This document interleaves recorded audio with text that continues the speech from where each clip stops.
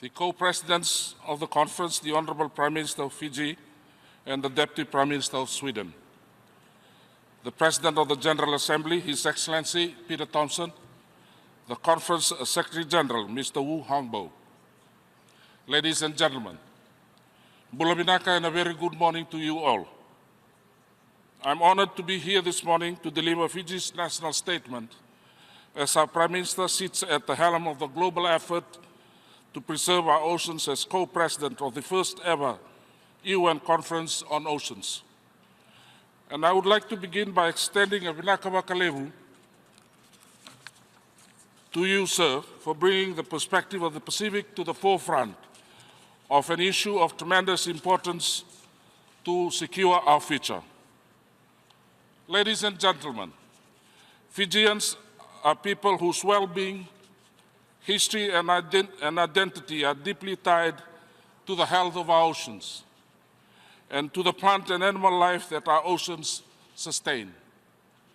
We are a nation spread over 330 islands, and while the oceans thus make up the great distances that separate our people, that same ocean also keeps us connected.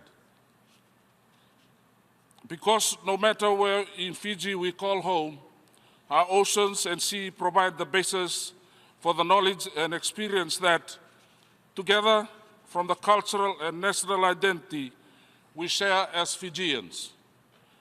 We are honored to co-host this conference for that very reason, because our oceans and marine resources shape how we see ourselves as a people and enable a way of life we have always known.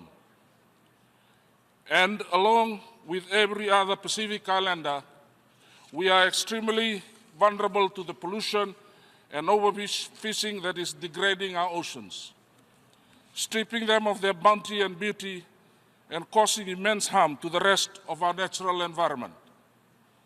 Our Honorable Prime Minister and I are both men of the sea, as we both come from a career of service in the Fijian Navy. As he has described many times before, I have also seen with my own eyes how our seas have changed for the worse year by year. How litter and trash have choked our waterways, and unchecked fishing practices have left many of our reefs barren. And today, many once vibrant pockets of Fijian water are barely recognizable and barely suited to sustain the communities that rely upon them. Every Fijian knows that many of the threats to our waters originate far beyond our borders, that larger nations and commercial interests for years have dumped rubbish into our seas and given little thought to the preservation of marine life. That is why this gathering is so important, because saving our oceans is a global problem that requires actions from citizens in every part of the world to address. And Fiji is proud to be in the front line of that campaign. But as our Honorable Prime Minister has also made clear, it is not enough to be an advocate. We have to also be an example. An example to the world of how society can welcome prosperity without risking the health of our oceans, sea and marine resources. Nearly 35 years ago, Fiji was the first nation to ratify the UN Convention on the Law of the Sea. Today, we are again looking to lead the world, this time in showing how a small island developing state can employ innovative solutions that improve the quality of life for our people and preserve the health of our ocean ecosystems. Fijian society has a relationship with the sea that stretches back millennia, and many proud traditions of ocean stewardship and marine life conservation.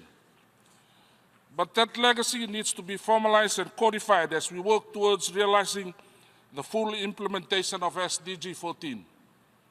We are making progress in that front as we assess the current state of our oceans and marine resources and work with Fijians from all across our islands to tailor solutions and formulate policies that keep our development responsible and maintain the health of our oceans today, and for all those who come after us. We are fully committed to the work alongside the community of nations up to 2030 and beyond to bring this issue to attention it deserves, reverse the degradation of our oceans and sea, and end the selfish behavior that threatens the welfare of oceanic people the world over. On behalf of the Fijian government, I would like to thank the individual and governments that have made this historic gathering possible, particularly to co-host the government of Sweden. This issue is obviously a cause of great concern for Fiji and every small island developing state. But the commitment of the nations represented at this conference has been very reassuring. And Fiji is confident in the resolve of the international community to keep up the momentum to drive positive action to save our oceans, for the sake of every Fijian, every Pacific Islander, and every global citizen. Vinaka Kalevu, thank you.